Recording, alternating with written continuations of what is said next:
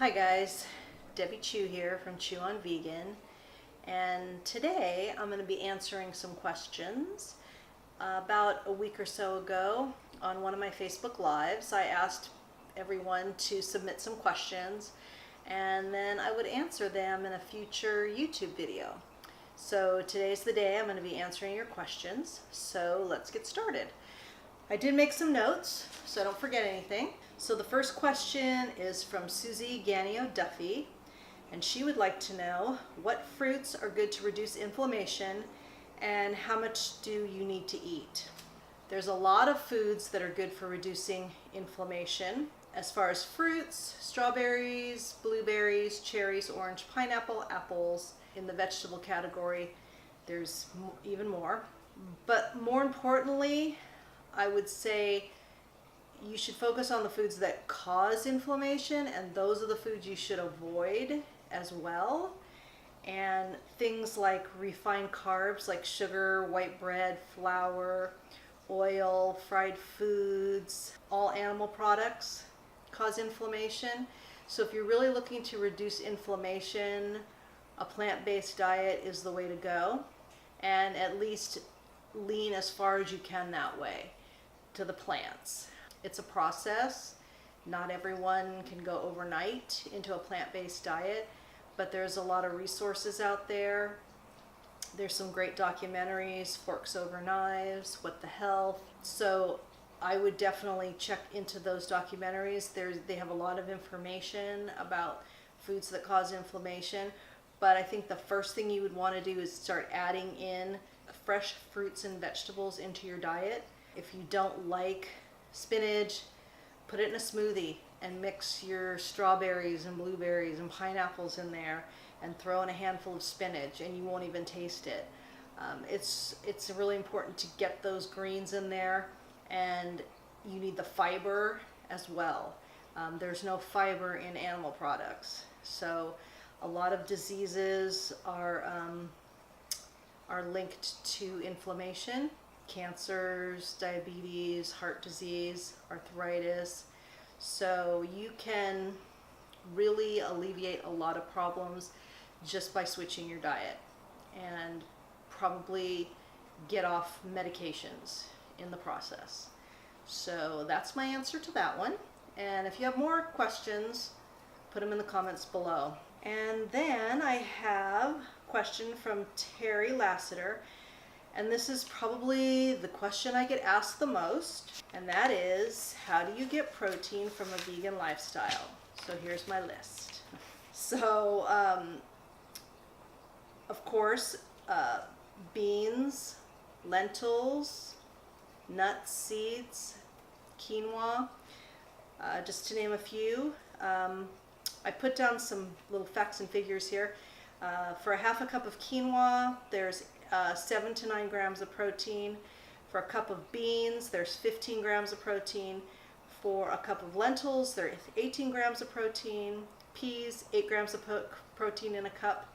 Hemp seeds have 10 grams of protein in 3 tablespoons. Spirulina has 8 grams of protein in 2 tablespoons. Nuts have, for a quarter cup, 7 to 9 grams of protein. And things like tofu, tempeh, edamame, those have about 20 grams of protein in a serving. So it's super easy to get your protein. I don't think there's ever been a documented case of a protein deficiency in history unless you're not eating enough calories. But the other good thing about, yes, you get your protein from your fruits and vegetables and beans and lentils and all that, but you also get fiber and vitamins and minerals and all kinds of other things that your body needs. So they have a lot of nutrition in them. So a potato has a little over 4 grams of protein. You can get 70% of your vitamin C with a medium-sized potato, and about 9% of your iron. So Mother Nature has got it all figured out. Everything you need are in plants. And again, I'll give you the same advice as I gave Susie. Watch Forks Over Knives, watch Cowconspiracy, watch What the Health. it'll blow your mind when you watch those documentaries, because it's all scientific fact and it's really hard to deny it. So definitely check out those videos. Alrighty, my next question is from Jim Norton. And Jim, his question is, what is love? He had two questions. What is love is the first one. So that was a tough one because, it's subjective. So love is a force. This is what I found. This was a good definition. Love is a force of nature, a complex set of emotions, behaviors, and beliefs associated with strong feelings of affection, protectiveness, warmth, and respect for another person. So I think that sums it up pretty well. And his next question was, are we alone in the universe? Well, nearly half of Americans believe we are not alone in the universe. Just by the sheer size of the universe, it's hard to believe that there is an intelligent life out there somewhere. And there's been millions of documented cases of people claiming to have had contact with extraterrestrials. So, I don't know. I kind of lean towards the belief that there is, but the jury's still out on that. And then Judy Yudkov, her question is, she is a vegan and her vitamin B is like off the charts, and her doctors aren't really worried about it, but she was wondering if I could find out any information. So basically, B12 helps make red blood cells and keep nerves working properly. B12 does not accumulate to toxic levels in your system, which is good. It can also be a sign of serious diseases, liver disease, kidney failure, certain blood cancers like leukemia. But if your other labs are fine and you're feeling fine, then I wouldn't worry about it. There's something called hypereosinophilic syndrome, which is marked by too many white blood cells, which can elevate your B12. But I really wouldn't worry about it if you're feeling good and you're not jaundiced, you're not tired, all your liver enzymes, any kidney function tests, if all those are normal, then I wouldn't worry about it. You've got a lot of B12, so I don't think that's necessarily a bad thing. Then the last one was not really a question, but a comment. And this was from David Hero, and I just wanted to address it a little bit. But in my Facebook Live video, I said, you can ask me anything if you want to know how to transition to a plant-based diet, or if you want to know how to live with meat eaters like I do. And he said, I won't live with meat eaters, period. So I just wanted to kind of address that, because the thing is, when I first met my husband and we got married, we both ate meat. And 6 years ago, I decided to go whole food plant-based, and he didn't. So should I have just divorced him and said, see you later? No.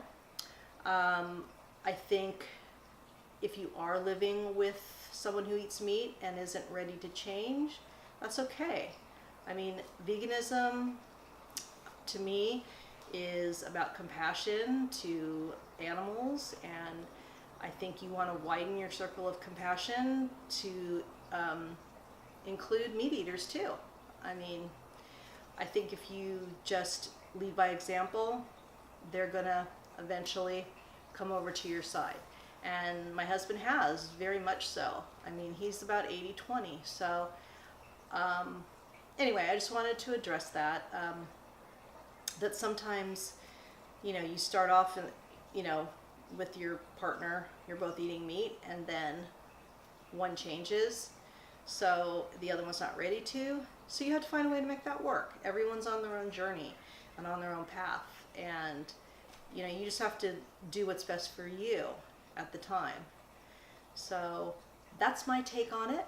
And those are all my questions, and I'll probably do another Q&A, but if anybody else has any other questions, as you know, I am a nurse and I deal with a lot of people that are going into surgery, and they might have cancer, they might be having a port put in, they might be diabetic, and you know, it's my chance to educate them about diet and how important that is, because most of these diseases, high blood pressure, heart disease, diabetes, you know, it's all diet related. It's all diet related. So it's things that we can reverse and fix if we truly, you know, put our minds to it. So that's all for today. And if you like this video, give it a thumbs up and leave a comment below if you like. And if you haven't already, please subscribe. Until next time, see you later. Bye.